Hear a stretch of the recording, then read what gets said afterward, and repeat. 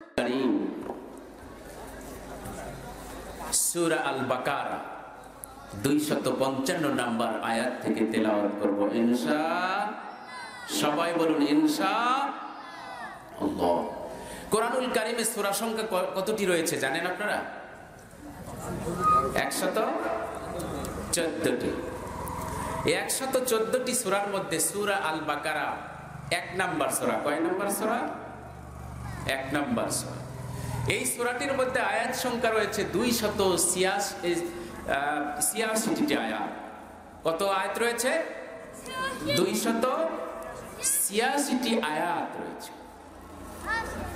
আজকে আমরা এই 286টি আয়াতের মধ্যে 255 নম্বর আয়াত তেলাওয়াত করব এবং এর ফজিলত সম্পর্কে আমরা আলোচনা করব ইনশাআল্লাহ। ওয়া তাওফীকি ইল্লা বিল্লাহ আলাইহি তাওয়াক্কালতু ওয়া ইলাইহি উনীব। প্রিয় উপস্থিতি, আসুন আমরা সেই কোরআন তেলাওয়াত করার আগে মিস্টার ইবলিস শয়তানকে আমাদের মাঝ থেকে তাড়িয়ে দিই। সকলে আমরা পড়ি আউযু বিল্লাহি মিনাশ শাইতানির রাজীম। বিসমিল্লাহির রাহমানির রাহিম। আল্লাহু লা ইলাহা ইল্লা হুয়াল হাইয়ুল কাইয়্যুম লা তা'খুযুহু সিনাতুন ওয়া লা নাওম লাহু মা ফিস সামাওয়াতি ওয়া মা ফিল আরদ মান যাল্লাযী ইয়াশফা'ু 'ইনদাহু ইল্লা বিইذনিহি ইয়া'লামু মা বাইনা আইদিহিম ওয়া মা খালফাহুম ওয়া লা ইউহীতুনা বিশাইইন মিন ইলমিহি ইল্লা বিমা শাআ ওয়াসি'a কুরসিয়ুহুস সামাওয়াতি ওয়াল আরদ ওয়া লা ইয়াউদুহু হিফযুহুমা ওয়া হুয়াল আলিয়্যুল আযীম। সাদাকাল্লাহুল মাওলানাল আযীম। ইলাল আখিরা। সম্মানিত হাজিরিন, ইরশাদ হচ্ছে আল্লাহ তিনি ছাড়া কোনো সত্য ইলাহ নেই। তিনি চিরঞ্জীব, সুপ্রতিষ্ঠিত ধারক। তাকে তন্দ্রা ও নিদ্রা স্পর্শ করে না। তার জন্যই আসমান সমূহে যা রয়েছে তা এবং জমিনে যা আছে তা। কে সে যে তার নিকট সুপারিশ করবে তার অনুমতি ছাড়া? তিনি জানেন যা আছে তাদের সামনে এবং যা আছে তাদের পিছনে, আর তারা তার জ্ঞানের সামান্য পরিমাণও আয়ত্ত করতে পারে না। তবে তিনি যা চান তাছাড়া তার কুরসি আসমান সমূহ জমিন পরিব্যাপ্ত করে আছে এবং এ দুটোর সংরক্ষণ তার জন্য বোঝা হয় না। আর তিনি সুউচ্চ সুমহান। আল্লাহু আকবার। আরো জোরে বলতে হবে আল্লাহু আকবার। প্রিয় উপস্থিতি, কোরআনুল কারীম সূরা আল বাকারা আয়াত নাম্বার 255, যেটার নাম হলো আয়াতুল কুরসি। এই আয়াতুল কুরসি বললে আমরা সকলেই জানি, বুঝি। জোরে বল ঠিক না ঠিক? এটার সাথে আমরা অনেকেই পরিচিত আছি। এটা আমরা অনেকেই জানি, অনেকেই বুঝি। এই জন্য আমি আজকে বাছাই করে নিয়েছি আপনাদের জন্য কিছু ফজিলত সম্পর্কে আলোচনা করবো ইনশাআল্লাহ। যেন পরিচিত একটি সূরা থেকেই আপনাদের মাঝে আমি তেলাওয়াত করেছি। প্রিয় উপস্থিতি, আসুন এই সূরাটি পরিচিত একটি সূরা। এই সূরা অনেক ফজিলত রয়েছে, যার একটি নাম আয়াতুল কুরসি, যার দ্বিতীয় নাম হলো আসসালামু আলাইকুম ওয়া রাহমাতুল্লাহ। ভালো আছেন? প্রিয় উপস্থিতি, আসুন ইসমে আজম, যার দ্বিতীয় নাম হলো ইসমে আজম। এই আয়াতুল কুরসির নাম হলো দুটা। জোরে কোন কয়টা? সবাই বলুন কয়টা? দুটা। একটা হলো আয়াতুল কুরসি, আর আয়াত মানে হলো আল্লাহর নিদর্শন, কুরসি মানে হলো চেয়ার। আল্লাহর নিদর্শন হলো চেয়ার, জোরে বলুন আল্লাহু আকবার। প্রিয় উপস্থিতি, 2 নাম্বার হচ্ছে ইসমে আজম। এই আয়াতুল কুরসির দুটি নাম, একটা হলো আয়াতুল কুরসি, দ্বিতীয় নাম হলো ইসমে আজম। আমরা দুটা বিষয় নিয়ে আলোচনা করব ইনশাআল্লাহ। কোরআনের আলোচনা যতক্ষণ পর্যন্ত হবে আপনারা সকলেই থাকবেন তো ইনশাআল্লাহ? না কেউ কিছু শোনার পরে উঠে যাবেন? হ্যাঁ, শুনবেন তো সবাই ইনশাআল্লাহ? আলহামদুলিল্লাহ, আলহামদুলিল্লাহ। কারা কারা যাবেন না হাত উঁচু করুন তো। কারা কারা যাবেন না? আলহামদুলিল্লাহ, আলহামদুলিল্লাহ, শুকরিয়া। এবার কারা কারা যাবেন, চলে যাবেন কিছু শোনার পরে, তারা হাত উঠান তো। আলহামদুলিল্লাহ, একজনও যাবেন না শেষ মোনাজাতের আগ পর্যন্ত। আল্লাহ সকলকে কবুল করেন, সকলে বলি আমিন। আর জোরে বলি আমিন। আমার মা বোনরা আছেন নাকি? মা বোনদের জন্য আলাদা প্যান্ডেল করা হয়েছে নাকি? আলহামদুলিল্লাহ, আলহামদুলিল্লাহ। প্রিয় উপস্থিতি, আসুন আমরা দুটা বিষয় আলোচনা করব। একটা হলো আয়াতুল কুরসি, এটার ফজিলত কি, আর দুটা হলো ইসমে আজম। এই দুটা বিষয় আলোচনা করব ইনশাআল্লাহ। প্রিয় উপস্থিতি, এই কোরআনের মধ্যে, এই আয়াতুল কুরসির মধ্যে এমন কোন সূরা নেই যেই সূরার মধ্যে আল্লাহর সম্পূর্ণ পরিচয় তুলে ধরা হয়েছে। যে আল্লাহর সম্পূর্ণ পরিচয় তুলে ধরা হয়েছে এই আয়াতুল কুরসি ব্যতীত অন্য কোন সূরা নাই। জোরে করো আল্লাহু আকবার। আরো জোরে বলি সুবহানাল্লাহ। তার মানে হলো এই আয়াতুল কুরসির মধ্যেই আল্লাহর সিফাতি নাম এবং আল্লাহর তাওহীদ, রিসালাত, আল্লাহর পরিবার, আল্লাহর নিজের ব্যক্তিত্বের কথা এই আয়াতুল কুরসির মধ্যে তুলে ধরা হয়েছে। জোরে বলি সুবহানাল্লাহ। প্রিয় উপস্থিতি, আসুন এই আয়াতুল কুরসিটা কার মধ্যে রয়েছে? কোরআন শরীফের মধ্যে। জোরে কোন কিসের মধ্যে? কোরআন শরীফের মধ্যে। আমাদের জীবন ব্যবস্থা হলো ইসলাম। জোরে কোন ঠিক না ঠিক? জীবন ব্যবস্থা কি? ইসলাম। আর ইসলাম শব্দের অর্থ কি বলুন তো? মাশাআল্লাহ, ইসলাম শব্দের অর্থ হলো, ছোট্ট একটা বাচ্চা বলছে, শান্তি। জোরে কোন আল্লাহু আকবার। ইসলাম শব্দের অর্থ হলো শান্তি, ইসলাম শব্দের অর্থ হলো নিরাপত্তা। জোরে কোন আল্লাহু আকবার। তাহলে এই ইসলাম যদি আমাদের জন্য শান্তি হয়, তাহলে সালাম মানে কি বলুন তো? সালাম মানে কি? একজন বললেন, বাকিগুলো কেউ বললেন না। সালাম মানেও শান্তি, সালাম মানেও নিরাপত্তা। জোরে কোন আল্লাহু আকবার। আল্লাহর আরেকটা নাম হলো সালাম। জোরে কোন আল্লাহু আকবার। পৃথিবীর সবাই হচ্ছে আব্দুস সালাম, আর একমাত্র সালামই হচ্ছে আবার আল্লাহ। জোরে কোন আল্লাহু আকবার। আর পৃথিবীর সমস্ত বান্দারা কি? আব্দুস সালাম। পৃথিবীর সমস্ত বান্দারা কি? আব্দুস সালাম। আর আল্লাহ হচ্ছে সালাম। জোরে কোন আল্লাহু আকবার। যেহেতু সেই আল্লাহর মধ্যেই সমস্ত পৃথিবীর নিরাপত্তা এবং শান্তি নিহিত রয়েছে। জোরে কোন আল্লাহু আকবার। এই জন্য আসুন ইসলাম থেকে আমাদেরকে জানতে হবে। শুধু সালাম বলে ডাকা ঠিক না, শুধু সালাম বলে ডাকা ঠিক হবে না। যদি আল্লাহর বান্দা হয় তাহলে আব্দুস সালাম বলতে হবে। শুধু সালাম বলে ডাকলে গুনাহ হবে। এই জন্য আজ থেকে সালাম যাদের নাম রয়েছে আমরা কি বলে ডাকবো? আব্দুস সালাম। কি বলে ডাকবো? আব্দুস সালাম। মনে থাকবে তো ইনশাআল্লাহ। সম্মানিত হাজিরিন, আল্লাহ রাব্বুল আলামিন কোরআনুল কারীমের সূরা ইউনূসের 25 নম্বর আয়াতে আল্লাহ রাব্বুল আলামিন বলেন, ওয়াল্লাহু ইয়াদউ ইলা দারিস সালাম ওয়া ইয়াহদি মান ইয়াশাউ ইলা সিরাতিম মুস্তাকিম। আল্লাহু আকবার। আল্লাহ রাব্বুল আলামিন বলেন, আল্লাহ তোমাদেরকে সালামের বাড়িতে দাওয়াত দিচ্ছে। জোরে কোন কার বাড়িতে? আল্লাহ তোমাদেরকে সালামের বাড়িতে দাওয়াত দিচ্ছেন। আল্লাহ তোমাদেরকে সালামের বাড়ির দিকে ডাকছেন। জোরে কোন কার বাড়ির দিকে ডাকছেন? তার দাওয়াতটা যদি তোমরা গ্রহণ করো, পৃথিবীর কোন মানুষ যদি সালামের দাওয়াতটা গ্রহণ করে সালামের বাড়ির দিকে চলে যায়, তাহলে ওই পৃথিবীর ওই মানুষগুলোকে আল্লাহর জান্নাতের পথটা দেখায় দেয়। জোরে বলি সুবহানাল্লাহ। আর জোরে বলি আল্লাহু আকবার। এই কথাটা কার? আরো জোরে বলেন, কথাটা কার? আল্লাহই বলছেন। কোথায় থেকে? সূরা ইউনূস আয়াত নাম্বার 25, সেখানে আল্লাহ সালাম আপনাদেরকে দাওয়াত দিচ্ছেন। তাহলে সালাম নামে এখানে কেউ আছেন নাকি? সালাম নামে কেউ আছেন এখানে? হাত উঠান তো যদি থেকে থাকে।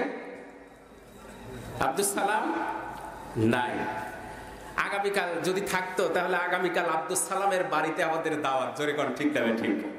কারণ আল্লাহ এখানে বলে দিয়েছেন কার বাড়িতে দাওয়াত?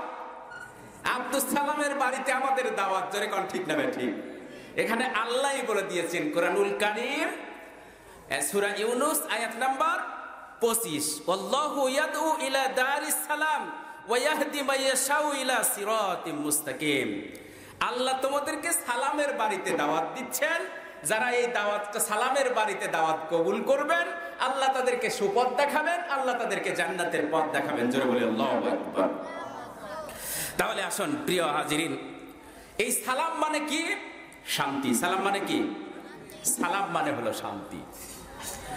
ইসলাম বলেন, সালাম বলেন, আর সিলমুন বলেন, সবগুলোর অর্থই হচ্ছে একটা। সেটার অর্থ হচ্ছে সালাম। সেটার অর্থ কি? সালাম। সেটার আরেকটি অর্থ হলো শান্তি। জোরে কোন আল্লাহু আকবার। এই সালাম শব্দের মধ্যে 3টা শব্দ আছে। জোরে কোন কয়টা? আর জোরে বলেন কয়টা? 3টা শব্দ আছে।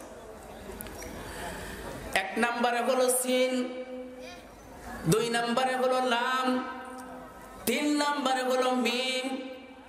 এই 3টা শব্দের 3টা অক্ষরের একত্রিত করলে সালাম হয়ে যায়। আর সালাম শব্দের অর্থ হলো শান্তি হয়ে যায়। জোরে বলি সুবহানাল্লাহ। সম্মানিত হাজিরিন, ইসলামের মধ্যে মূল শব্দ রয়েছে, মূল অক্ষর রয়েছে 3টি। একটা হলো সালাম, আর একটা হলো কি? একটা হলো সিন, আরেকটা হচ্ছে লাম, আরেকটা হচ্ছে মিম। এই 3টা শব্দ ইসলামের মূল শব্দ। এই তিনটা হলো ইসলামের মূল অক্ষর। জোরে বলে আল্লাহু আকবার। তাহলে এবার আসুন, এই 3টা শব্দ একত্রিত করলে শান্তি হয়, যার অর্থ একত্রিত করলে সালাম হয়, আর এর অর্থ হয় হলো শান্তি। আর ইসলামে আরেকটি শব্দ রয়েছে, যেটা হলো আপনার ইসলামে আরেকটি শব্দ রয়েছে। সেই শব্দটা হলো আপনার রাহাতুন। রাহাতুন, যেটার অর্থ হলো সুখ। যেটার অর্থ কি? সেই শব্দটা হলো রাহাতুন। শব্দের নাম কি? রাহাতুন। এই শব্দের অর্থ হলো সুখ। তাহলে ইসলামে মূল 2টা শব্দ রয়েছে, একটা হলো শান্তি, আর একটা হলো সুখ। সুখ আর শান্তি মিলেই এই ইসলামের মধ্যে রয়েছে। জোরে বলি আল্লাহু আকবার। তাহলে সুখ খুঁজতে হলে, শান্তি খুঁজতে হলে ইসলামের মধ্যে আমাদের পরিপূর্ণভাবে ঢুকে পড়তে হবে। জোরে বলি আল্লাহু আকবার। আমরা রাজি আছি তো? সবাই রাজি আছি তো? সুখ কেউ পেতে চায় না, এই জন্য কথাও বলছে না। সবাই মুখ বন্ধ করে আছে, বোবা শয়তানেরা। যারা মুখ বন্ধ করে থাকে এরা হলো বোবা শয়তান। একবার সুবহানাল্লাহ, একবার আল্লাহু আকবার বললে সওয়াব আছে কিনা কোন? সওয়াব আছে না? এজন্য একটু সুবহানাল্লাহ আলহামদুলিল্লাহ পড়বেন ভাই। অনেক রাতে দিয়েছেন, আমি গত বছরেই বলেছিলাম যে একটু আগায় দিবেন। তারপরেও 11টার পরে দেওয়ার চিন্তা ভাবনা ছিল। আমাদের প্রিয় ভাই, যার আমন্ত্রণে এসেছি, প্রতি বছর আসি, আমাদের প্রিয় ভাই সোহেল রানা ভাই, উনি বলছেন ঠিক আছে আমি যত তাড়াতাড়ি সম্ভব দিয়ে দেব ইনশাআল্লাহ। উনি ব্যবস্থা করেছেন। আল্লাহ পাক ভাইজানকে কবুল করেন, সকলে বলে আমিন। প্রিয় উপস্থিতি, তাহলে সুখ পেতে হলে, শান্তি পেতে হলে ইসলামের মধ্যে পরিপূর্ণভাবে ঢুকে পড়তে আল্লাহ রাব্বুল আলামিন বলেন, ইয়া আইয়ুহাল্লাযীনা আমানু উদখুলু ফিস-সিলমি কাফা। হে বিশ্বাসীগণ, হে ঈমানদারগণ, তোমরা পরিপূর্ণভাবে ইসলামের মধ্যে দাখিল হও, পরিপূর্ণভাবে ইসলামের মধ্যে প্রবেশ করো, পরিপূর্ণভাবে ইসলামের মধ্যে ঢুকে পড়ো। তাহলেই তুমি সুখ পাবে, তাহলেই তুমি শান্তি পেয়ে যাবে। জোরে বলি সুবহানাল্লাহ। সুখ আর শান্তি কেবলমাত্র শুধুমাত্র ইসলামের ভিতরেই রয়েছে। জোরে কোন ঠিক কিনা? সম্মানিত হাজিরিন, ইসলামের এই সুখ আর শান্তি আমাদের এই পৃথিবীতে রয়েছে, ইসলাম এমন একটি অবস্থায় আমাদের মাঝে রয়েছে, আপনি যদি একটা সাদা কাগজ আপনি সামনে এনে সাদা এপারে যদি আপনি লেখেন আগুন, আর ওই কলম দিয়ে যদি ওই পারে আপনি লেখেন পানি, এই কাগজটা যতক্ষণ পর্যন্ত আপনি আগুন ধরায় না দিবেন, যতক্ষণ পর্যন্ত আপনি পানিতে না ফেলবেন, ততক্ষণ পর্যন্ত কি পুড়ে যাবে ভাই? পুড়বে কি? ভিজে যাবে কি? ভিজবেও না, পুড়বেও না। জোরে কোন ঠিক কিনা? আপনি এই সাদা কাগজে শুধুমাত্র আগুন লিখলেন, কিন্তু আগুন ধরায় না যতক্ষণ পর্যন্ত না দিবেন, ততক্ষণ পর্যন্ত কাগজটা পুড়ে যাবে না। জোরে কোন ঠিক কিনা? আপনি কাগজে অপর পৃষ্ঠায় পানি লিখেছেন, পানির মধ্যে যতক্ষণ পর্যন্ত এই সাদা কাগজ আপনি ফেলে না দিবেন, ততক্ষণ পর্যন্ত কাগজটাও ভিজে যাবে। যাবে? আমার কথা ভালো করে খেয়াল করবেন, বুঝতে পারছেন কি? আলহামদুলিল্লাহ, ভিজে যাবে। ঠিক তেমনি ভাবে ইসলাম এমন একটা অবস্থা রয়েছে, নামাজ পড়তে হবে এটা আমরা জানি, মসজিদে যেতে হবে এটা আমরা জানি, কোরআন পড়লে সওয়াব হবে এটা আমরা জানি, হজ করলে সওয়াব হবে এটা আমরা জানি, রোজা রাখলে সওয়াব হবে এটাও আমরা জানি। জোরে কোন ঠিক কিনা? আপনার কোরআন কারীমের সমস্ত অক্ষরগুলো কাগজের মধ্যে লেখা রয়েছে। জোরে কোন ঠিক কিনা?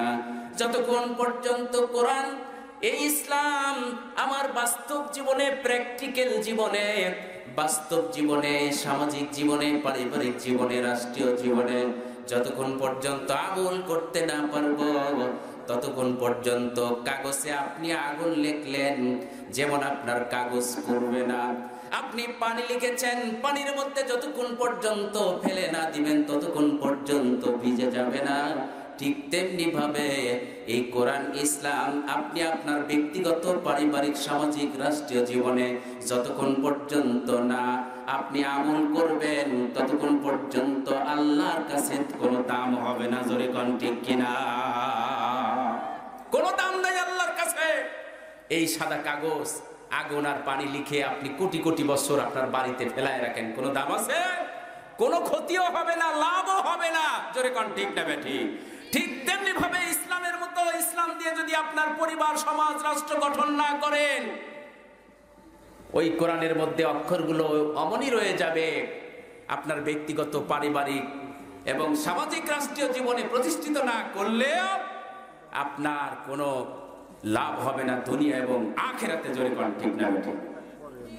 সম্মানিত ভাইয়েরা আমার, এটা যেমন আপনারা বুঝলেন, একজন ব্যক্তি, মহিলা ননদ তার ভাবিকে জিজ্ঞেস করছে, ভাবি যান, বুঝতে পেরেছি, জানতে পেরেছি। ননদ তার ভাবিকে বলছে, শুনেছি তুমি নাকি মা হতে যাচ্ছ। কে বলছে? ননদ তার ভাবিকে বলছে, ভাবি শুনতে পেয়েছি তুমি নাকি মা হতে যাচ্ছ।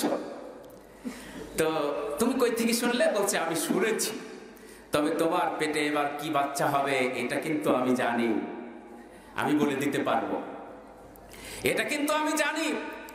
যদি আমার কথা সঠিক না হয় তাহলে আমার এক কান কাটা যাবে। কি কাটা যাবে? সবাই বলুন, কি কাটা যাবে? কান কাটা যাবে যদি আমার কথা সঠিক না হয়। ভাবি বলছে, ঠিক আছে, তুমি বলো আমার পেটে কি বাচ্চা হবে। বলছে, হয় ছেলে আর না হলে মেয়ে। কি হবে?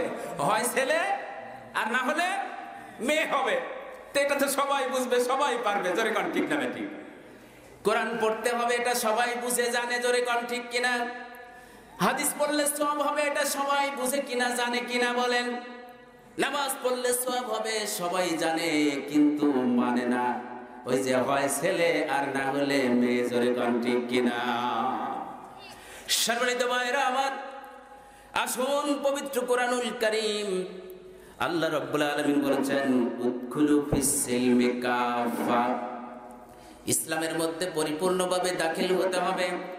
ইসলাম ছাড়া যদি আপনি অন্য কোনো কিছু তন্ত্র মন্ত্র মানতে যান, তাহলে দুনিয়াতে আপনি ক্ষতিগ্রস্ত হবেন, আখিরাতেও আল্লাহ আপনাকে ক্ষতিগ্রস্তের মধ্যে অন্তর্ভুক্ত করে দিবেন। জোরে কোন ঠিক কিনা? আল্লাহ রাব্বুল আলামিন কোরআনুল কারীমে বলছেন, ওয়া মাইয়াবতাগি গায়রাল ইসলামি দীনান فلا يقبل منه وهو في الآخرة من الخاسرين অন্য কোন কিছু তন্ত্র মন্ত্র মানুষের তৈরি করা নিয়ম আইন ও কানুন দিয়ে যদি তোমার জীবনকে এই পৃথিবীতে পরিচালনা করো, তাহলে জেনে রাখবে এই দুনিয়াতে তুমি ক্ষতিগ্রস্ত হয়ে যাবে, আখিরাতের জীবনেও তোমার জীবন ক্ষতিগ্রস্ত হয়ে যাবে। জোরে কোন ঠিক কিনা? সুতরাং ইসলামই পারে কেবলমাত্র শুধুমাত্র ব্যক্তি এবং মানুষের জীবনে শান্তি দিতে। জোরে কোন ঠিক না ঠিক? ইসলাম মানলে লাভটা কি হবে একটু দেখুন। লাভ কি হবে দেখুন, একটু শুনুন। ইসলাম মানলে লাভটা কি হবে? ইসলাম মানলে লাভ কি হবে? আপনাদেরকে নিয়ে যাব দিল্লির সম্রাট জাহাঙ্গীরের জীবনে, রাষ্ট্রীয় জীবনীতে আমি নিয়ে যাব আপনাদেরকে কিছু সময়ের জন্য। আবার ফিরে আসবো আয়াতুল কুরসির দিকে। সম্রাট জাহাঙ্গীর দিল্লির প্রেসিডেন্ট ছিল। এই সম্রাট জাহাঙ্গীরের কাছে তার রাষ্ট্রের একজন অমুসলিম বুড়ি মহিলা এসে তার দরবারে হাজির হয়ে গেল। সম্রাট জাহাঙ্গীরকে প্রশ্ন করলো, সম্রাট জাহাঙ্গীর, আপনার রাষ্ট্রে আমি বাস করি। গতকাল রাত্রে আমার বাড়িতে কে বা কারা ঢুকে আমার পুত্রবধূর ঘর ঢুকে তাকে বেইজ্জতি করার চেষ্টা করেছে, তাকে কষ্ট দেওয়ার চেষ্টা করেছে, তার ইজ্জত নিয়ে ছিনিমিনি খেলার চেষ্টা করেছে। ও সম্রাট জাহাঙ্গীর, গতকাল রাত্রে সে কে বা কাহারা আবার পুত্রবধূর ঘরে ঢুকে উত্ত্যক্ত করেছে, তোমার কাছে অভিযোগ জানাই, তুমি এর বিচারটা করে দিবে সুষ্ঠু তদন্ত করে। যদি তুমি সুষ্ঠু তদন্ত না করে বিচার করতে না পারো, তাহলে 1 নম্বরে আমাকে কিছু সময়ের অবকাশ দিতে হবে। আপনার রাষ্ট্র থেকে আমি অন্য রাষ্ট্রে চলে যাব, আপনার রাষ্ট্রে আমি বাস করব না। 2 নম্বরে আপনাকে এটাও বলে যেতে চাই, আপনি যদি সুষ্ঠু তদন্ত না করে এই বিচারটা ফয়সালা করতে না পারেন, তাহলে কাল কিয়ামতের ময়দানে মহান প্রভুর কাছে আমি আপনার বিরুদ্ধে মামলা দায়ের করব। জোরে কোন সুবহানাল্লাহ। আর জোরে বলতে হবে সুবহানাল্লাহ।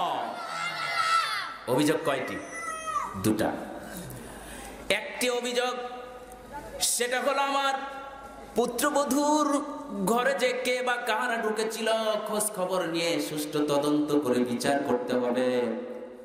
যদি না করেন সময় দিতে হবে, আপনার রাষ্ট্রে আমি বাস করবো না, অন্য রাষ্ট্রে চলে যাব।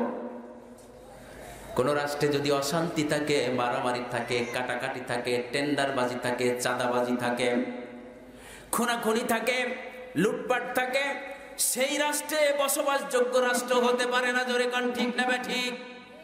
এই জন্য ওই রাষ্ট্র ছেড়ে আমাদেরকে অন্য রাষ্ট্রে চলে যাওয়ার সুযোগটুকু দিতে হবে। আর 2 নম্বরে, যদি বিচার করতে ব্যর্থ হয়ে যান, কিয়ামতের ময়দানে প্রভুর দরবারে আপনার বিরুদ্ধে আমি মামলা দায়ের করব। এই বলে বুড়ি আম্মা চলে যাচ্ছে, অমুসলিম বুড়ি আম্মা, বেদুইন বুড়ি আম্মা চলে যায়। সম্রাট জাহাঙ্গীর বুড়ি আম্মাকে ডাকলেন, বুড়ি আম্মা, আপনি শুনুন, আপনি যে অভিযোগটা আমার কাছে দিয়ে গেলেন আমি চেষ্টা করব, তবে আপনার বাড়ি কোথায়, কোথায় থেকে এসেছেন, সেখানকার ঠিকানাটা একটু আমার কাছে দিয়ে যান। বুড়ি আম্মা তার ঠিকানাটা অ্যাড্রেসটা দিয়ে গেল। বুড়ি আম্মা তার বাড়িতে চলে গেল।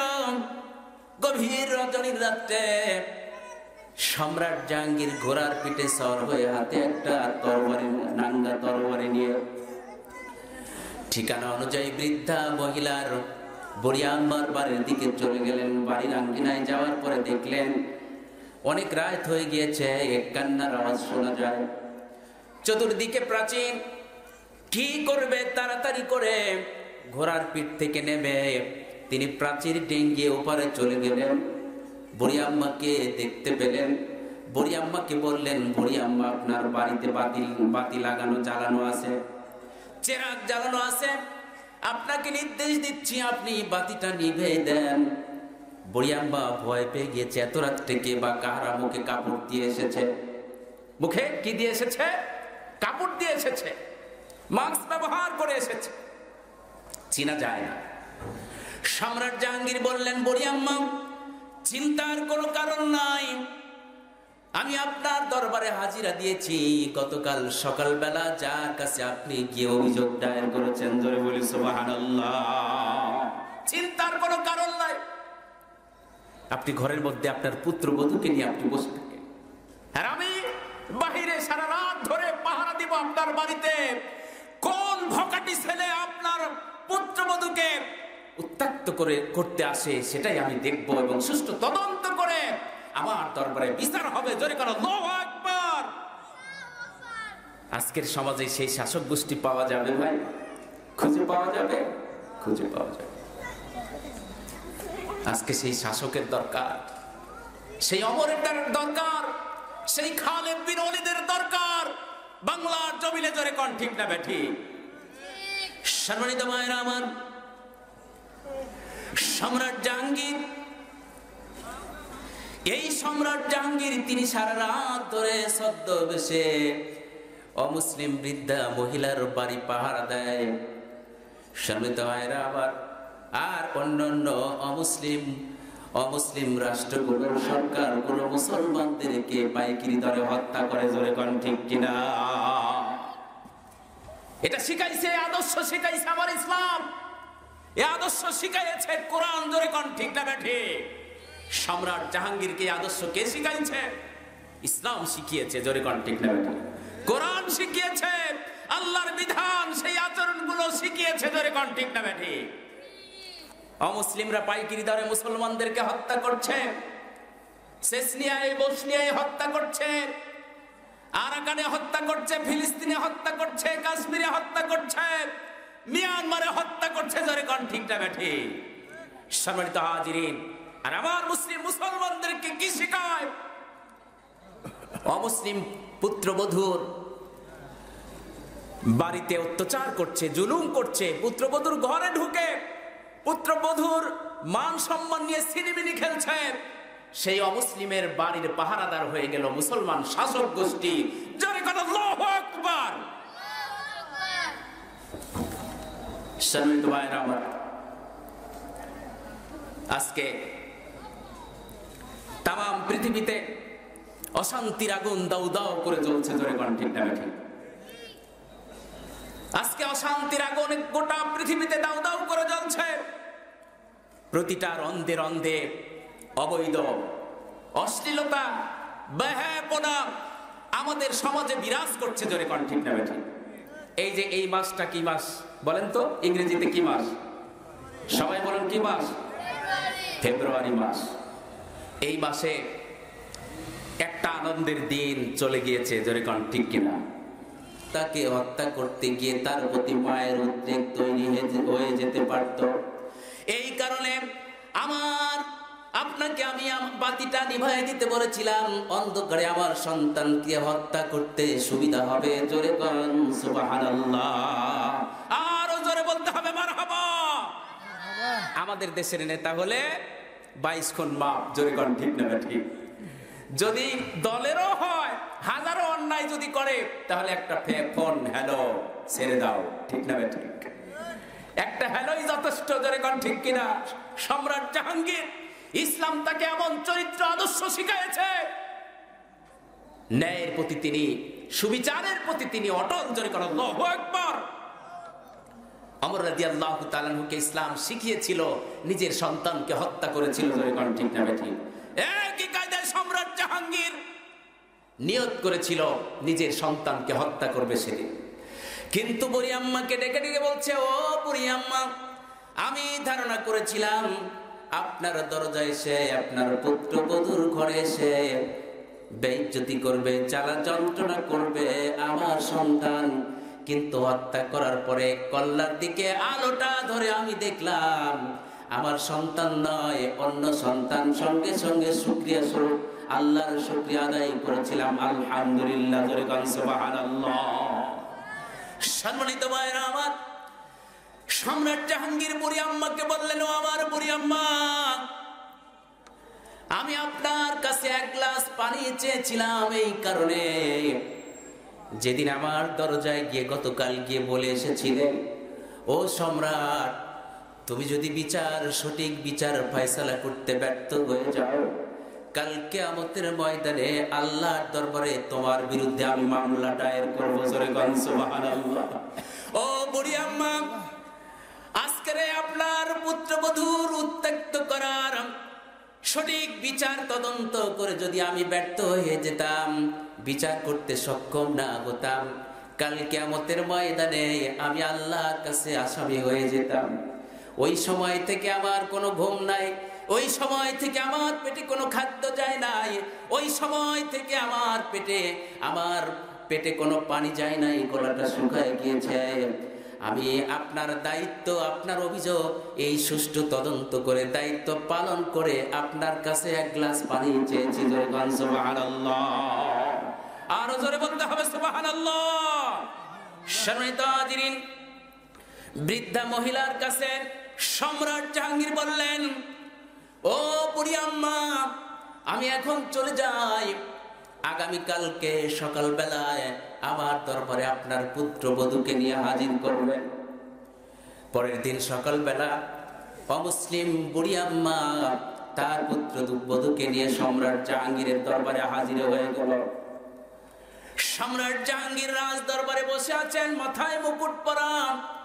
বুড়ি আম্মাকে দেখেই তিনি দাঁড়িয়ে গেলেন, পুত্রবধূকে দেখে বুড়ি আম্মার পুত্রবধূকে দেখে দাঁড়িয়ে গেলেন। সম্রাট জাহাঙ্গীর তার মাথা থেকে মুকুটটা খুলে পুত্রবধূ অমুসলিম বুড়ি আম্মার পুত্রবধূর পায়ের সামনে রেখে দিয়েছেন। জোরে বলেন মারহাবা। বুড়ি আম্মা জিজ্ঞেস করলেন, ও সম্রাট জাহাঙ্গীর, আপনি কেন আপনার মাথার দামি মুকুটটা খুলে আমার পুত্রবধূর পায়ের নিচে রেখে দিলেন? কারণটা কি? সম্রাট জাহাঙ্গীর বলল, বুড়ি আম্মা, আমার মাথার মুকুটের চাইতে মূল্যবান দামি সম্পদ হলো আপনার পুত্রবধূ। জোরে বলেন সুবহানাল্লাহ। আপনার পুত্রবধূর মান, সম্মান, ইজ্জত। জোরে বলেন সুবহানাল্লাহ। আমার এই টুপির চাইতে, মুকুটের চাইতে হাজার গুণে বেশি। জোরে বলেন সুবহানাল্লাহ। ইসলাম শিখিয়েছে চরিত্র, ইসলাম শিখিয়েছে মুসলমানদের আদর্শ। জোরে বলেন ঠিক না ঠিক? সম্মানিত হাজিরিন, আসুন আমি সেদিকে যাব না, কোরআনুল কারিমে আমি চলে আসব। কোরআনুল কারিম সূরা আল বাকারার 255 নম্বর আয়াতুল কুরসি আমি তেলাওয়াত করেছি আপনাদের সামনে। জোরে বলেন ঠিক কিনা? আসুন সেখানে চলে আসব। প্রিয় হাজিরিন, এই আয়াতুল কুরসিতে আল্লাহ রাব্বুল আলামিন দুটা কথা বলেছেন, দুটি নাম। একটা হলো আয়াতুল কুরসি, আর দ্বিতীয় নাম হলো ইসমে আজম। জোরে বলেন ঠিক কিনা? আপনাদের মনে আছে? মনে আছে আপনাদের? সম্মানিত হাজিরিন, কথা বলছেন না কেন? প্রিয় উপস্থিতি, শুনুন একটু আমার মা এবং বোনেরা, আপনাদের জন্য খুবই গুরুত্বপূর্ণ 7টা টপিক রয়েছে। আমি সেই 7টা পয়েন্ট মা বোনদের খেদমতে আলোচনা করব, যদি সময় আপনারা দেন ইনশাআল্লাহ। মা বোনরা কেউ যাবেন না, থাকলে লাভ হবে, ক্ষতি হবে না। জোরে বলেন ঠিক না ঠিক? সম্মানিত হাজিরিন, এবার আসুন এই আয়াতুল কুরসির ফজিলত সম্পর্কে আমি আপনাদের সামনে আলোচনা করব খুব সংক্ষিপ্ত ভাবে হাদিস থেকে, যদিও তাফসীর করার সুযোগ আমি পাবো না। সম্মানিত হাজিরিন, নবীজি বলেছেন কোরআনুল কারীমের মধ্যে 114টি সূরার মধ্যে আয়াত সংখ্যা রয়েছে 6666টি। জোরে কোন কয়টি? 6666টি আয়াত রয়েছে। বিশ্ব নবীজি বলেছেন এই 6666টি আয়াতের যে দাম, 666টি আয়াতের মধ্যে সবচাইতে দামি আয়াত, সবচাইতে আল্লাহর কাছে মূল্যবান আয়াত হলো আয়াতুল কুরসি। জোরে বলেন সুবহানাল্লাহ। নবীজি বলেছেন 2 নাম্বার, সাহাবারা জিজ্ঞেস করলেন এই আয়াতুল কুরসির আর কি ফজিলত রয়েছে? বিশ্ব নবীজি সাল্লাল্লাহু আলাইহি ওয়াসাল্লাম তিনি বলেছেন এই আয়াতুল কুরসি যারা তেলাওয়াত করবে অনেক সওয়াব রয়েছে। কিয়ামতের ময়দানে এই আয়াতুল কুরসি মানুষ রূপে বান্দার জন্য, তেলাওয়াতকারীর জন্য আল্লাহর কাছে গুনাহ মাফের সুপারিশ করবেন। জোরে বলে সুবহানাল্লাহ। আয়াতুল কুরসি আল্লাহকে বলবে, আল্লাহ, যে ব্যক্তি দুনিয়ার জীবনে আমাকে তেলাওয়াত করেছিল, নিয়মিত আমল করেছিল, কিয়ামতের ময়দানে তুমি তার জীবনের গুনাহগুলো মাফ না করায় জান্নাত না দেওয়া পর্যন্ত আমি আয়াতুল কুরসি আল্লাহ তোমাকে ছাড়ব না। জোরে বলে সুবহানাল্লাহ। সম্মানিত হাজিরিন, সাহাবারা জিজ্ঞেস করলেন, ইয়া রাসূলুল্লাহ সাল্লাল্লাহু আলাইহি ওয়াসাল্লাম, এই আয়াতুল কুরসির আর কি ফজিলত রয়েছে? বিশ্ব নবীজি বলেছেন, আমার সাহাবারা, এই আয়াতুল কুরসি দিনের মধ্যে একবার যে ব্যক্তি তেলাওয়াত করবে, সকালে অথবা রাত্রে ঘুমাতে যাওয়ার সময় তেলাওয়াত করবে, প্রতি রাত্রে ঘুমাতে যাওয়ার সময় যে ব্যক্তি একবার তেলাওয়াত করবে, যখন এই ব্যক্তির এক সময় মৃত্যু হয়ে যাবে, সেই দিন মৃত্যুর পরে আল্লাহ কবর হয়ে যাবে, আত্মীয় স্বজন খাটনিতে উঠায় দাফন করবে, কবর হয়ে যাবে তার। নবীজি বলেছেন, কবর যার হয়ে যাবে, কোন আপনজনেরা যদি তার কবর জিয়ারত করতে নাও যায়, এই আয়াতুল কুরসি তেলাওয়াত করার কারণে আল্লাহর পক্ষ থেকে জান্নাতের 70,000 ফেরেশতা প্রতিদিন ওই ব্যক্তির কবরে একবার করে কি কবর জিয়ারত করবে। জোরে বলি সুবহানাল্লাহ। 70,000 ফেরেশতা। কয় হাজার ফেরেশতা? 70,000 ফেরেশতা এসে প্রতিদিন একবার করে এই আয়াতুল কুরসি যারা তেলাওয়াত করেছিল, প্রতিদিন একবার করে তার কবরটা, মৃত্যুর পরে তার কবরটা জিয়ারত করবে। জোরে বলি সুবহানাল্লাহ। সম্মানিত হাজিরিন, সাহাবারা জিজ্ঞেস করলেন, ইয়া রাসূলুল্লাহ সাল্লাল্লাহু আলাইহি সাল্লাম, এই আয়াতুল কুরসির আর কি ফজিলত রয়েছে? নবীজি বললেন, আয়াতুল কুরসি এমন একটা জিনিস, তাফসীরে মাঝারির মধ্যে এসেছে, তাফসীরে কুরতুবীর মধ্যে এসেছে। সম্মানিত হাজিরিন, সুলাইমান আলাইহিস সালাতু ওয়াস সালামের জামানায় তিনি মিটিং করেছিলেন, মুলকে সাবা থেকে রানী বিলকিসের সিংহাসনটা কে পারবে মুহূর্তের মধ্যে তার রাজ দরবারে এনে দিতে, হাজির করতে। সুলাইমান নবী যখন হুকুম দিয়েছিলেন, ঘোষণা দিয়েছিলেন, জিনদের মাঝে, পশু পাখির মাঝে, মানুষ সেনাবাহিনীর মাঝে ঘোষণা দিয়েছিলেন, কে পারবে গো মুলকে সাবা থেকে রানী বিলকিসের রাজ সিংহাসনটা আমার মাঝে তুলে এনে দিতে। একজন জিন দাঁড়িয়ে গেল, হুজুর, আপনি যদি আমাকে অনুমতি দেন, তাহলে এই যে বসে আছি, উঠতে যতটুকু দেরি সময় লাগবে, এই সময়ের মধ্যে আমি মুলকে সাবা থেকে রানী বিলকিসের রাজ সিংহাসনটা আপনার দরবারে এনে দেব। জোরে করে বলি মারহাবা। আরেকজন শক্তিশালী জিন পাশের থেকে লাফিয়ে দাঁড়িয়ে গেলেন, বললেন, হুজুর, আল্লাহর নবী সুলাইমান আলাইহিস সালাতু ওয়াস সালাম, আপনি যদি আমাকে হুকুম দেন, বসার থেকে ওঠায় পর্যন্ত সময় লাগবে না, চোখের পাতা উঠাতে আর নামাতে যতটুকু পর্যন্ত সময়, এই সময়ের মধ্যে মুলকে সাবা থেকে রানী বিলকিসের রাজ সিংহাসন আপনার দরবারে হাজির করে দিব। জোরে বলি সুবহানাল্লাহ। সম্মানিত হাজিরিন, হযরত সুলাইমান নবী সেই দিন জিজ্ঞেস করছিলেন, ও জিনরে, এমন কি আমল করো এত দ্রুত গতিতে দীর্ঘ পথ অতিক্রম করে সেখানে গিয়ে রানী বিলকিসের রাজ সিংহাসনটা আমার দরবারে হাজির করে দিতে পারবে? কি আমল করো? সেই দিন ওই জিনটা বলেছিল যে আমি যেই কোরআনটা সংরক্ষণ করা হয়েছিল লাউহে মাহফুজে, সেখান থেকে আমরা জেনেছি, জানার পর থেকে আমল করেছি আয়াতুল কুরসি, যার কারণে আল্লাহ ওই পরিমাণ শক্তি আমাকে দিয়ে দিয়েছেন। জোরে কোন সুবহানাল্লাহ। আর জোরে বলতে হবে আল্লাহু আকবার। সম্মানিত হাজিরিন, সাহাবারা আবার জিজ্ঞেস করলেন, ও সাহাবারা, ইয়া রাসূলুল্লাহ সাল্লাল্লাহু আলাইহি সাল্লাম, এই আয়াতুল কুরসি তেলাওয়াত করলে আর কি ফজিলত রয়েছে? বিশ্ব নবীজি বলেছিলেন, ও আমার সাহাবারা, আয়াতুল কুরসির ওই দ্বিতীয় নাম হলো ইসমে আজম। জোরে কোন কি? ইসমে আজম। এই ইসমে আজম, এই আয়াতুল কুরসির মধ্যে একটি নাম রয়েছে, সিফাতি নাম, গুণবাচক নাম হলো আমার আল্লাহ। জোরে কোন সুবহানাল্লাহ। আল্লাহু লা ইলাহা ইল্লা হুয়াল হাইয়ুল কাইয়্যুম। জোরে কোন আল্লাহু আকবার। তিনটা নাম, কয়টা নাম? আল্লাহু লা ইলাহা ইল্লা হুয়াল হাইয়ুল কাইয়্যুম।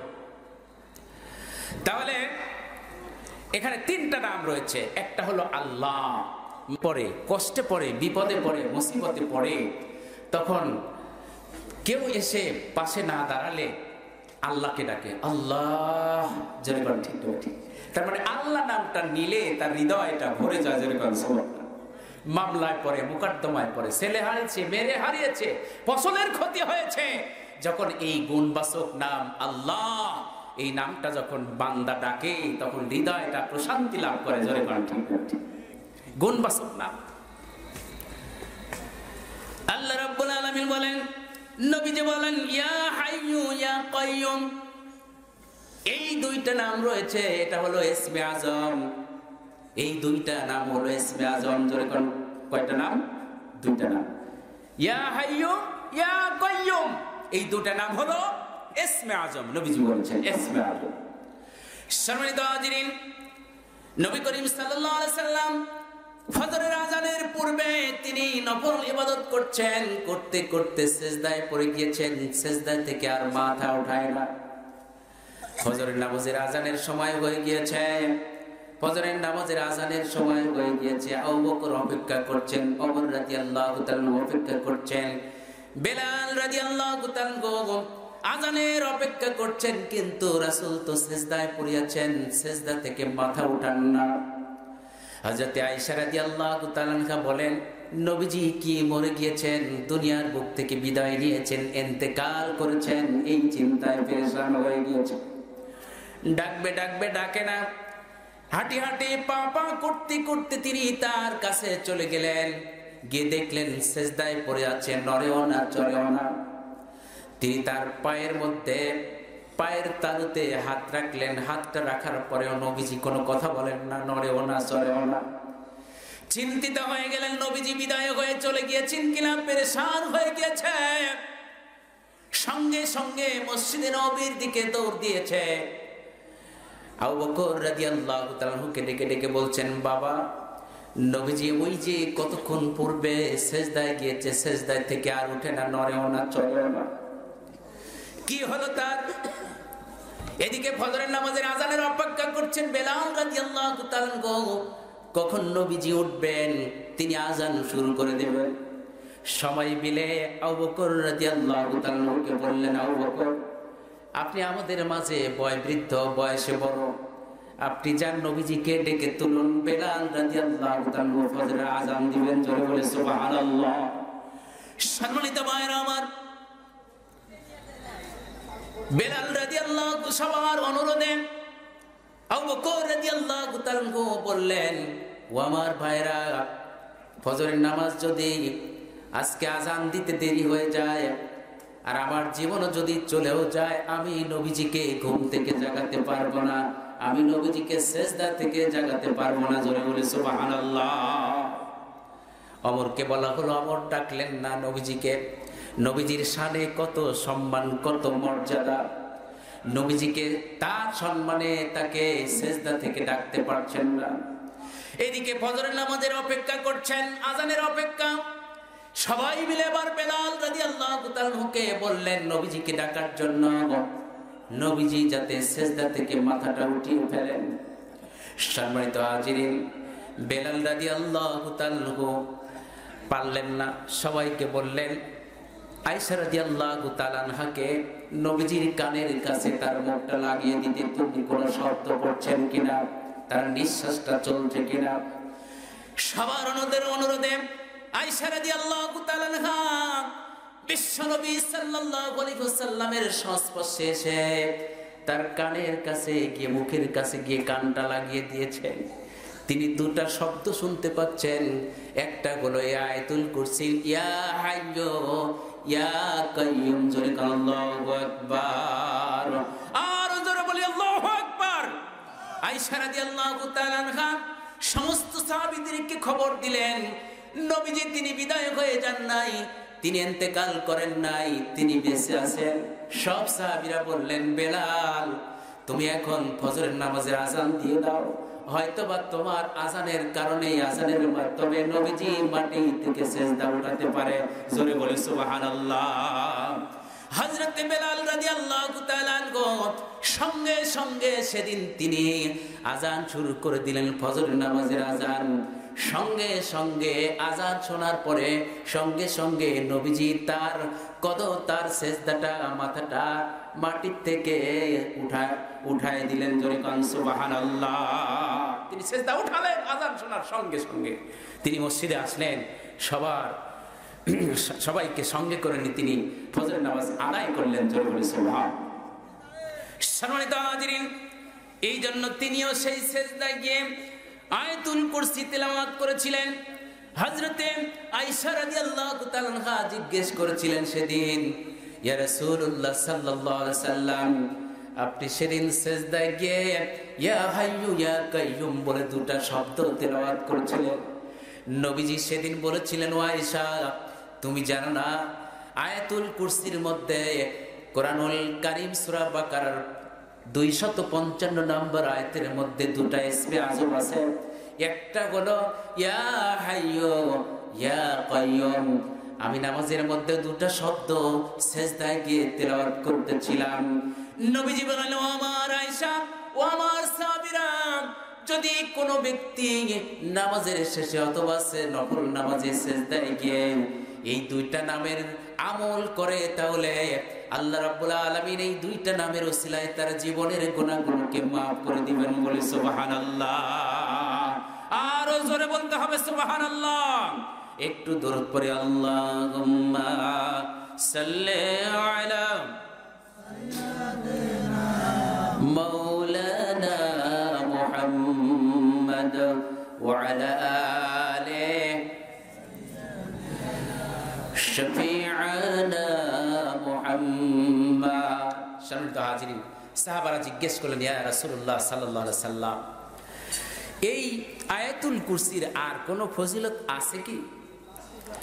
নবীজি বললেন, ও আমার সাহাবারা, এই আয়াতুল কুরসি যারা তেলাওয়াত করবে, যদি কোনো মানুষ একজন মানুষকে অন্যায়ভাবে জাদু করে, যদি কোনো মানুষকে জিন আসর করে, যদি কোনো মানুষকে ভূত অথবা প্রেত আসর করে, যদি কোনো বাড়িতে চুরি হয়ে যায়, ডাকাতি হয়ে যায়, নবীজি বলেছেন এই আয়াতুল কুরসি যারা তেলাওয়াত করবে, যদি আয়াতুল কুরসির আমল করে, জিন পালাবে, জাদুবিদ্যা নষ্ট হবে, ভূত পালাবে, প্রেত পালাবে। যদি কোনো বাড়িতে নিয়েও চুরি হয়ে যায়, তাহলে প্রতিনিয়ত এই আয়াতুল কুরসি যারা তেলাওয়াত করবে, ওই বাড়িতে কোনোদিন চুরি হবে না। জোরে কোন সুবহানাল্লাহ। চিরদিনের জন্য চুরি ডাকাতি বন্ধ হয়ে যাবে। জোরে কোন আল্লাহু আকবার।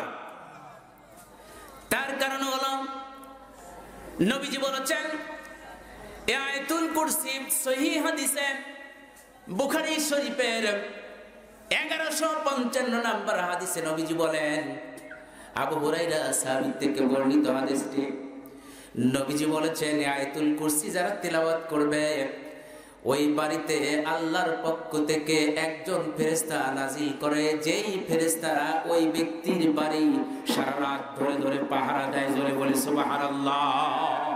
আরো জোরে বলতে হবে সুবহানাল্লাহ। একেবারে ঘুমায় গেছেন আপনারা দেখছি। হ্যাঁ, আলোচনা কি বন্ধ করে দেব? বন্ধ করে দেব? শেষ হয়ে গেছে, আর বেশিক্ষণ না। সম্মানিত হাজিরিন, এবার একটা হাদিস শুনুন। হযরতে আবু হুরায়রা রাদিয়াল্লাহু তাআলা হইতে বর্ণিত এই হাদিসটি, তিনি বলেন, বিশ্ব নবীজি সাল্লাল্লাহু আলাইহি ওয়াসাল্লাম রাষ্ট্রীয় সম্পদ পাহারা দেওয়ার জন্য, রাষ্ট্রের খেজুর খুরমা পাহারা দেওয়ার জন্য আমি আবু হুরায়রা রাদিয়াল্লাহু তাআলাকে নবীজি নিয়োগ দিলেন। রাষ্ট্রীয় সম্পদ পাহারা দেওয়ার জন্য, রাষ্ট্রীয় খেজুর পাহারা দেওয়ার জন্য নবীজি আমাকে সেই পাহারার কাজে নিয়োগ দিলেন। আমি পাহারা দিচ্ছি, হঠাৎ করে গভীর রাত্রে একটু তন্দ্রা এসেছে। সঙ্গে সঙ্গে একটু খেয়াল করে দেখি একজন চোর এসে, সহিহ হাদিস, একজন চোর এসে খেজুরের দিকে আক্রমণ করছে, খেজুরগুলো চুরি করে নিয়ে যাওয়ার জন্য প্রস্তুতি নিয়েছে। হযরত আবু হুরায়রা রাদিয়াল্লাহু তাআলা বলেন, আমার ঘুম ভেঙে গেল, আল্লাহ আমাকে হঠাৎ করে ঘুম থেকে জাগিয়ে দিলেন, তন্দ্রা ছুটে গেল। সঙ্গে সঙ্গে গিয়ে আমি চোরকে ঝাপটে ধরলাম, চোরকে ঝাপটে ধরে বললাম, চোর রে, কেন তুই রাষ্ট্রীয় সম্পদের ক্ষতি করতে আসলি? তোর কোনো মুক্তি নাই, তোকে শাস্তি দেওয়া হবে। চল না, তোকে আল্লাহর রাসূলের দরবারে নিয়ে হাজির করবো। জোরে কোন মারহাবা। চোর বলছে, ভাই রে, পেটের দায়ে আমি চুরি করেছি, খুব কষ্ট করে ক্ষুধা পেয়েছি, ভাই রে, পেটের দায়ে চুরি করেছি, আর কোনোদিন চুরি করতে আসবো না। আল্লাহর রাস্তে তুমি আমাকে প্রথমবারের মতো ক্ষমা করে দাও। আবু হুরায়রার মনে একটু চোরের প্রতি দয়া হয়েছে, পেটের দায়ে চুরি করেছে, এই জন্য আবু হুরায়রা প্রথম দিনের মতো তাকে ছেড়ে দিয়েছে। সকালবেলা উঠে নবীজির দরবারে গিয়েছেন। আল্লাহ নবীজি বললেন, কই মেহমান, কই চোর, কই? আবু হুরায়রা, আল্লাহ নবীজির সাহাবী আবু হুরায়রা অবাক হয়ে গিয়েছেন, অবাক হয়ে গিয়েছেন। সর্বনাশ, রাতের বেলায় চোর এসেছে, নবীজি জানলো কিভাবে? জোরে কোন সুবহানাল্লাহ। এটার নাম হচ্ছে ইলমে লাদুন্নি, এটার নাম হচ্ছে ইসমে আজম। জোরে কোন মারহাবা। রাতের বেলায় চোর এসেছে, আর নবীজি কিভাবে বুঝতে পারলো? অবাক হচ্ছে। আল্লাহর কোরআন পড়লে, ইসলাম মানলে জানার যোগ্যতা আল্লাহ তাকে তৈরি করে দেয়। জোরে কোন সুবহান। সম্মানিত হাজিরিন, নবীজি বলেছেন, কেন তুমি চোরকে ছেড়ে দিলেন? আবু হুরায়রা সাহাবী বলছেন, ইয়া রাসূলুল্লাহ সাল্লাল্লাহু আলাইহি সাল্লাম, চোর যখন বললেন আমি পেটের দায়ে চুরি করেছি, আর কখনো চুরি করতে আসবো না, এবারের মতো মাফ করে দাও, ওর প্রতি আমার মায়া হলো, এই জন্য আমি তাকে ছেড়ে দিলাম। নবীজি বলছেন, ও যা বলেছে মিথ্যা কথা বলেছে, দেখো আগামীকাল রাতেও সে আবারও দ্বিতীয়বার চুরি করতে আসবে। জোরে কোন সুবহানাল্লাহ। সম্মানিত হাজিরিন, এবার নবীজি যেহেতু বলেছে, এটা সত্যই বলেছে, জোরে কোন ঠিক না ঠিক? আবু হুরায়রার কি আর ঘুম আসতে পারে?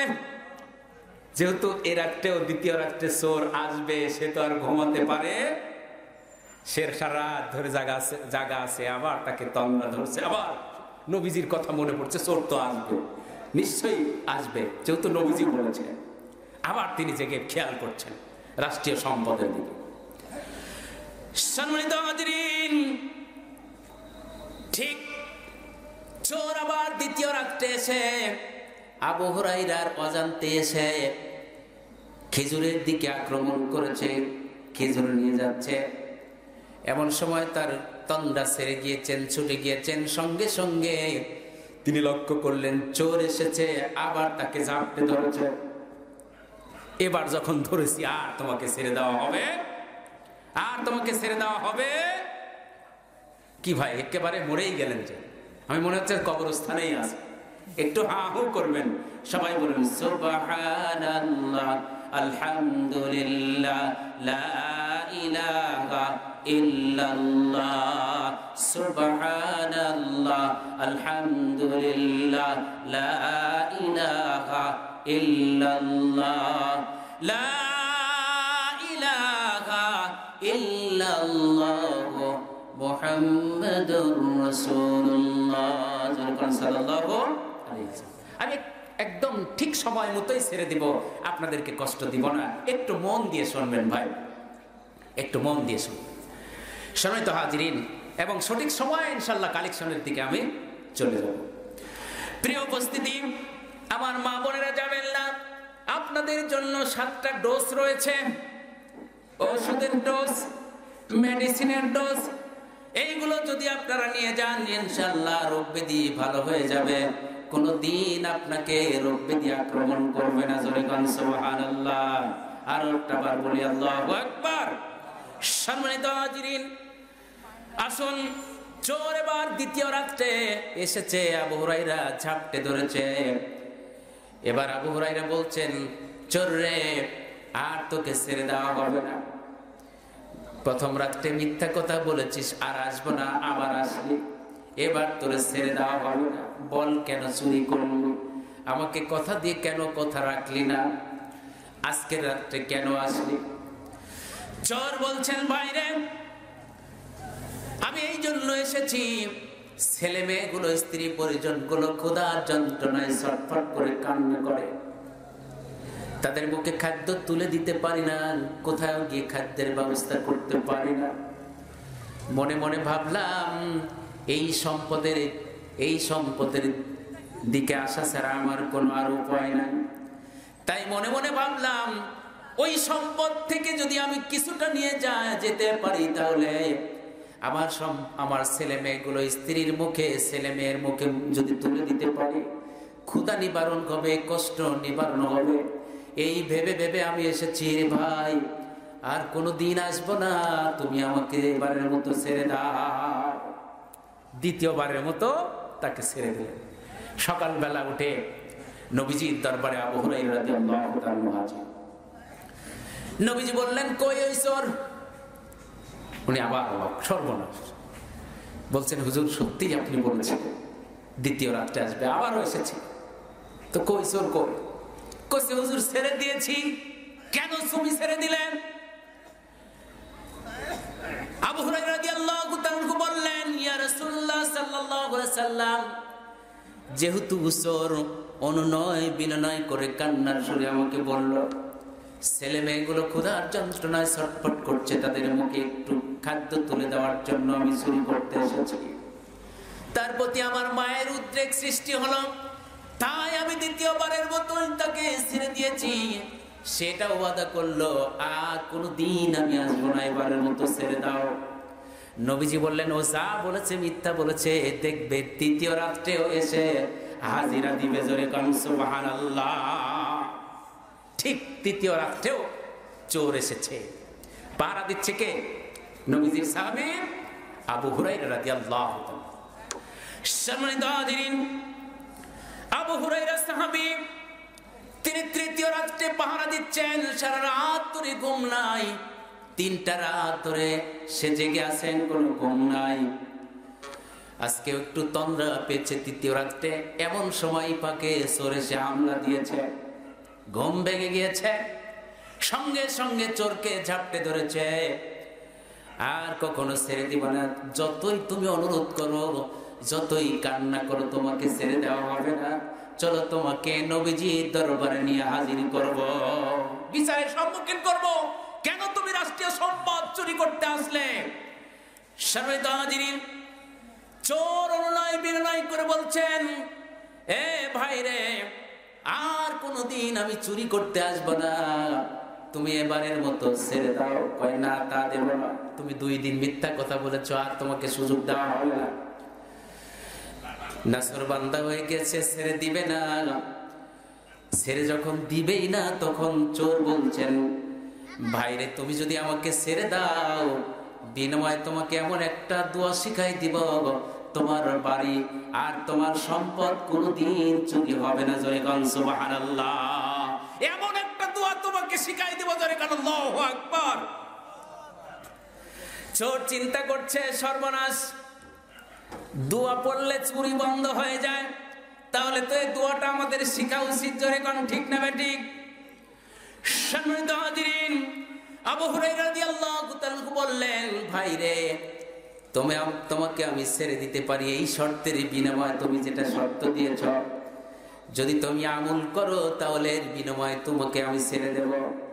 তবে দোয়াটা কি আমারে শিখাই দাও। চোর বললেন, চোর তখন আয়াতুল কুরসি তেলাওয়াত করে বললেন, সবাই বলুন, আল্লাহু লা ইলাহা ইল্লা হুয়াল হাইয়ুল কাইয়্যুম লা তাখুযুহু সিনাতুন ওয়া লা নাওম। আল্লাহু আকবার।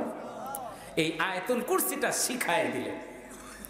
পরের দিন সকালবেলা চোর এই আমলের আবু হুরায়রা রাদিয়াল্লাহু তাআলা এই আমলটা তিনি করছেন, এই দোয়াটা তিনি শিখছেন। এমন সময় তিনি এই চোর এই ফাঁকেই চলে গিয়েছে। আবু হুরায়রা রাদিয়াল্লাহু তাআলা সকালবেলা উঠে নবীজির দরবারে গিয়ে হাজিরা দিলেন। নবীজি বললেন, কই ওই চোর? বলছে, হুজুর এই রাতটাও ছেড়ে দিয়েছে। কেন তুমি ছেড়ে দিলে? কই এমন একটা আশ্চর্য কথা বললো আমাকে, এই জন্য ছেড়ে দিয়েছি। কি আশ্চর্য কথা তোমাকে শোনাইলো, জানাইলো, যার বিনিময়ে তুমি তাকে ছেড়ে দিলে, যেই শর্তের বিনিময়ে তুমি তাকে ছেড়ে দিলে? নবীজির সাহাবী আবু হুরায়রা রাদিয়াল্লাহু তাআলা বললেন, ইয়া রাসূলুল্লাহ সাল্লাল্লাহু আলাইহি সাল্লাম, চোর আমাকে বললেন, ভাইরে তুমি যদি আমাকে ছেড়ে দাও, এবারের মতো শেষবারের মতো যদি ছেড়ে দাও, এমন একটা তোমাকে দোয়া শিখাই দিব, যেই দোয়াটা আমল করলে কোনোদিন তোমার বাড়ি চুরি হবে না, ডাকাতি হবে না, তোমার সম্পদ চুরি হবে না। আল্লাহর পক্ষ থেকে একটা ফেরেশতা এসে সারা রাত ধরে তোমার মাল সামানা পাহারা দিবে। জোরে কোন সুবহানাল্লাহ। নবীজি বললেন, আবু হুরায়রা, চোর যেটা বলেছে এটা সঠিক, এটা সত্য। জোরে কোন আল্লাহু আকবার। আর জোরে বলি আল্লাহু আকবার। চোর যেটা বলেছে এটা সঠিক বলেছে, সত্য বলেছে।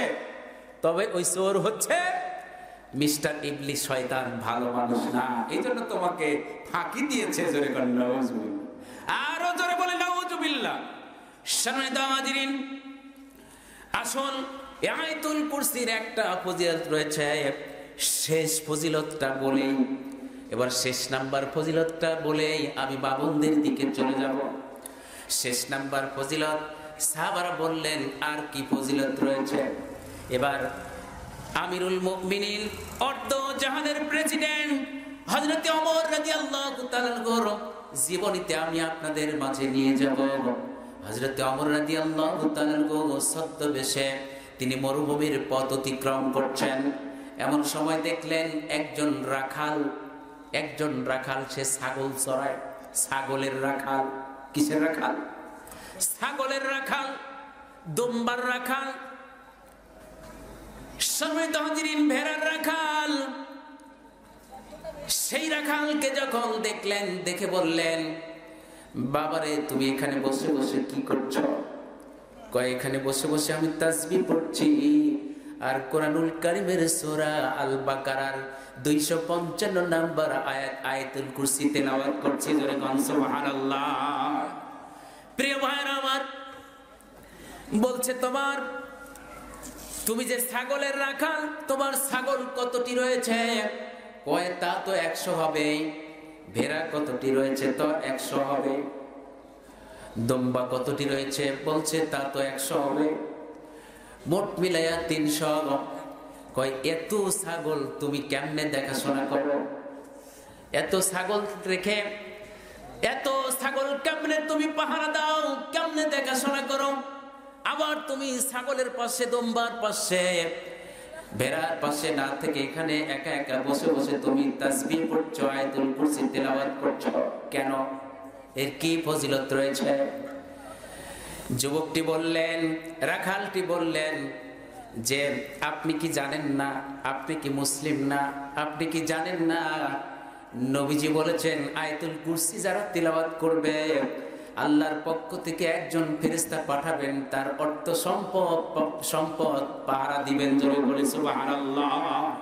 সুতরাং আমি একা, এত ছাগল, এত ভেড়া, এত দুম্বা, এটা দেখাশোনা করা আমার একার পক্ষে সম্ভব নয় যতক্ষণ পর্যন্ত আল্লাহর পক্ষ থেকে ফেরেশতা পাঠায় না দেয়। এই জন্য নবীজির কথা অনুযায়ী আমি প্রতিদিন এই মরুভূমির প্রান্তরে এসে তাসবিহ পড়ে আর আয়াতুল কুরসি তেলাওয়াত করে, যার বিনিময়ে আজ পর্যন্ত আমার একটা ভেড়া, একটা ছাগল, একটা দুম্বাও কোনোদিন হারিয়ে যায় নাই। জোরে কোন সুবহানাল্লাহ। আর জোরে বলি আল্লাহু আকবার। হযরত ওমর রাদিয়াল্লাহু তাআলা বললেন, এ রাখাল রে, তোমাকে ধন্যবাদ জানাই, তবে তোমার কাছে একটা প্রস্তাব দিতে চাই আমি। কয়, কি প্রস্তাব? বলছে এত তোমার রাখা, এত তোমার ছাগল রয়েছে, দুম্বা রয়েছে, আমার 10টা ছাগলের প্রয়োজন। এই 10টা ছাগল যদি তুমি আমাকে দিতে পারো, কিছু উপঢৌকন দিব, কোনদিন তোমাকে আর রাখালগিরি করতে হবে না। রাখালটি বললেন, খবরদার, কোনদিন এমন কথা আমাকে বলবেন না, কোনদিন এমন কথা আমাকে বলবেন না। আপনার মন ভালো না, আপনি খারাপ মানুষ, আপনি ভালো মানুষ না, আপনি আমার কাছ থেকে এখনই চলে যান। রাখালের কথা শুনে ওমর রাদিয়াল্লাহু তাআলা তিনি চলে যায় পর বেয়ে। আবার রাস্তার মাঝখানে গিয়ে ছেলেটির প্রতি মায়ের উদ্রেক সৃষ্টি হলো, রাখালের প্রতি দয়া হলো। ছেলেটা তো ভালোই, দেখি না আরেকটা বার গিয়ে পরীক্ষা করে। দ্বিতীয়বার এসে বললেন, এ ছেলেরা, চিন্তা করো না, তুমি আমাকে 10টা ছাগল দিয়ে দাও, এর বিনিময়ে যত টাকা লাগে আমি দিব, তুমি দিয়ে দাও। কয় না, দেব না। আবার তিনি পথ চলছেন, তৃতীয়বার ফিরে এসে বলছেন, এ রাখাল রে, তোমার মায়ের কারণে, দয়ার কারণে আমি আর সামনের দিকে পথ অতিক্রম করতে পারলাম না, কেন যেন তোমার প্রতি আমার মায়ের উদ্রেক সৃষ্টি হয়। আমি আবার ফিরে আসলাম। রাখাল রে, তুমি যদি আমাকে 10টা ছাগল দিয়ে দাও, বিনিময়ে যত টাকা লাগে সব আমি তোমাকে দিয়ে ব্যবস্থা করবো। জোরে কোন সুবহানাল্লাহ। সম্মানিত মায়ের আমার, রাখাল বললেন, আমি দিতে পারবো না রাখালের মালিকের অনুমতি ছাড়া। জোরে কোন সুবহানাল্লাহ। সম্মানিত হাজিরিন, রাখালের মালিকের অনুমতি ছাড়া একটা ছাগল আমি দিয়ে দিতে পারবো না, আপনি আমার কাছ থেকে চলে যান, দূর হয়ে যান। কয়, আপনার তোমার মালিক বুঝতে পারবে না? যদি জিজ্ঞেস করেই বসে তাহলে বলো, এত ছাগল, এত দুম্বা আর এত ভেড়া, এতগুলোর মধ্যে আমি একা মানুষ কেমনে দেখাশোনা করি? ওই যে জঙ্গল থেকে কিছু বাঘ ভাল্লুক এসে, জন্তু এসে এগুলো খেয়ে ফেলেছে, এগুলো ভাবে বুঝ দিবে, মাঝখান থেকে তুমি অনেক টাকার মালিক হয়ে যাবে। বলে, না না না, আমার পক্ষে সম্ভব না। আমি যে রাখাল, আমার একজন মালিক রয়েছে, ওই মালিকেরও একজন মালিক রয়েছে, তার চোখকে ফাঁকি দেওয়া যায় না। জোরে কোন সুবহানাল্লাহ। আমি পারবো না, তুমি ফিরে যাও, এখান থেকে দূর হয়ে যাও। জোরে কোন আল্লাহু আকবার। ইসলামী তৈরি করতে পারে, কোরআন তৈরি করতে পারে ন্যায় পরায়ণ, চরিত্রবান, দিনদার মানুষ। জোরে কোন ঠিক না ঠিক? আরো জোরে বলেন, ঠিক না ঠিক? সম্মানিত ভাইরা আমার, যখন তিনি ব্যর্থ হয়ে গেলেন, ওমর রাদিয়াল্লাহু তাআলা বললেন, রাখাল রে, তুমি যখন আমাকে ছাগল দিলেই না, তাহলে তোমার মালিকের বাড়িটা কোথায়, একটু আমাকে অ্যাড্রেসটা দাও, মালিকের নামটা বলে দাও। এবার রাখাল নামটাও বলে দিলেন, সেই ঠিকানা, অ্যাড্রেসটা দিলেন। ঠিকানাটা নিয়ে এবার রাখালের মালিকের বাড়িতে ওমর রাদিয়াল্লাহু তাআলা হুজুরে কান সুবহানাল্লাহ দরজার সামনে গিয়ে করাঘাত করলেন। সঙ্গে সঙ্গে একজন ব্যক্তি, মালিক, বেরিয়ে আসলো। চিনতে পারছিল না, মুখোশ পরা, কাপড় পরা। সঙ্গে সঙ্গে এবার মালিক বলছেন, কে গো আপনি, কোথায় থেকে এসেছেন, কি আপনার পরিচয়, কোথায় আপনার বাড়ি, কোথায় আপনার ঘর? এবার মুখটা যখন খুলে ফেলল, লোকটা চিনে ফেলেছে, মালিক চিনে ফেলেছে। এ হলো অর্ধ জাগানের প্রেসিডেন্ট আমিরুল মুমিনিন ওমর রাদিয়াল্লাহু তাআলা। হুজুরে কান সুবহানাল্লাহ। হুজুর, আপনি আমার বাড়িতে, আপনি আমার বাড়িতে, আপনি দাঁড়িয়ে আছেন এতিমের মতো, কি আপনি কেন এসেছেন? ওমর রাদিয়াল্লাহু তাআলা বললেন, বাইরে আমি এসেছি একটি কারণে, আপনি কি দিতে পারবেন? কয়, কি? কয়, আপনি যদি আপনার গোলামকে আমার কাছে বিক্রি করে দেন, যত টাকা লাগে আমি দেব, বিনিময়ে শর্ত হলো আপনার গোলামটাকে আমার কাছে বিক্রি করে দিতে হবে। জোরে কোন সুবহানাল্লাহ। মালিক বললেন, আমিরুল মুমিনিন, আপনি তো অর্ধ জাহানের প্রেসিডেন্ট, আপনি তো নির্দেশ দিলেই আমার গোলামকে জোর করেই, জোর খাটিয়েই তো আপনি নিয়ে যেতে পারতেন। জোরে কোন ঠিক না ঠিক? হুকুম দিলেই তো আপনার সাঙ্গ পাঙ্গ এসে আমার গোলামটাকে আপনার দরবারে হাজিরা করতে পারতো। জোরে কোন ঠিক না ঠিক? বর্তমান শাসকেরা যেমন কোনো কিছু লাগে না, প্রিয় ভাই রামলা, আরে শেষ রাখতে এসে দিবেন আর এখন কালেকশন করতে বলবেন। আমি আমার পয়েন্টে না যাওয়া পর্যন্ত একজন লোক থাকলেও আলোচনা করবো ইনশাআল্লাহ। নইলে এরকম আমার প্রোগ্রাম ফেসবুকে আপনি তো দেখেনি ভাই, হাজার হাজার লোক হয়, অন্তত লক্ষাধিক পার হয়ে যায় অনেক সময়। সম্মানিত ভাইরা আমার, আমি আমার পয়েন্ট, মহিলাদের মা বোনদের যে হক রয়েছে কয়েকটা পয়েন্ট বলবো, আমি চলে যাবো। আমি তো বলেছি একটা পয়েন্ট, এই পয়েন্টটা ছেড়েই আমি ওখানে চলে যাবো। কি ভাই, নাকি শেষ করে দেবো? না, ঠিক আছে। শেষ করে দেবো, বলেন না, না। ভাই বলেন। সম্মানিত ভাইরা আমার, আমিরুল মুমিনিন প্রিয় ভাইরা আমার, মালিক বললেন আপনি জোর করেই তো নিয়ে যেতে পারতেন। কয় না না না, আমি তা কেন করব? ইসলাম অমনটা তো আমাকে শিক্ষা দেয় নাই। জোরে কান সুবহানাল্লাহ। জোর করে তুমি তোমার ক্ষমতার জোরে এই পৃথিবীতে যা ইচ্ছা তাই করবে, এটা কখনো হতে পারে না। জোরে কান ঠিক না বেঠিক? কারণ মুসলমানরা রয়েছে বাইন্ডিং এর মধ্যে। জোরে কান ঠিক কিনা? সম্মানিত ভাইরা আমার, আলোচনার মধ্যে যদি কথা আসে তাহলে বাধাগ্রস্ত হয়ে যায়, কথা হারিয়ে যায়, সেই দিকে আমি যাব না, মূল পয়েন্টের দিকে চলে যাব। আপনি কি পারবেন আপনার গোলামটাকে আমার কাছে দিয়ে দিতে, বিক্রি করতে? মালিক বললেন, আমিরুল মুমিনিন, আমার গোলামের মধ্যে এমন কি দেখলেন যে আপনি আমার গোলামটাকে কিনে নিয়ে যাবেন? কয় আপনার গোলামের মধ্যে আমি যে ইমানটা দেখেছি, মজবুত ইমান দেখেছি, সততা দেখেছি। জোরে কান সুবহানাল্লাহ। মজবুত ইমান দেখেছি, যা অন্যের মধ্যে এমন শক্ত ইমান নাই, ন্যায় পরায়ণতা, সততা নাই। জোরে কান সুবহানাল্লাহ।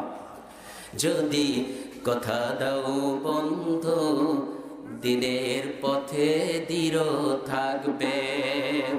যদি কথা দাও দিন কায়েমের অগ্রণী ভূমিকা রাখবে, তবে তোমাকেই গান শোনাবো, যে গানে হৃদয়টা জাগবে। যদি কথা দাও বন্ধু, দিনের পথে দৃঢ় থাকবে। যদি কথা দাও দিন কায়েমের অগ্রণী ভূমিকা রাখবে। জোরে কোন মারহাবা। সম্মানিত হাজিরিন, এমন ইমান, ইমানের পথে, দিন কায়েমের পথে অবিচল ছিল এই রাখাল, যার বিনিময়ে আমি মালিক তোমার কাছে এই গোলামটা কিনতে চেয়েছি। জোরে কোন সুবহানাল্লাহ। মালিক বললেন, আমিরুল মুমিনিন, আপনি কি কাজে লাগাবেন? এবার ওমর রাদিয়াল্লাহু তাআলা বললেন, ও রাখালের মালিক, এই গোলামকে যদি আমি কিনে নিয়ে যেতে পারি, আমার রাজ দরবারে রাখতে পারি, তাহলে আমার রাষ্ট্রের যে সম্পদগুলো রয়েছে, এই সম্পদের সঠিক পাহারাদার হয়ে যাবে। জোরে কোন সুবহানাল্লাহ। আমার রাষ্ট্রের মালগুলো এই ব্যক্তির দ্বারা হেফাজত হবে, কোনো ক্ষতি হবে না। জোরে কোন ঠিক না বেঠিক? এই রাষ্ট্র থেকে কত অর্থ সম্পদ চুরি হয়ে যায়, ডাকাতি হয়ে যায়, দেখার মতো কোনো লোক থাকে না। জোরে কোন ঠিক না বেঠিক? শোনার মতো কোনো লোক থাকে না। জোরে কোন ঠিক না বেঠিক?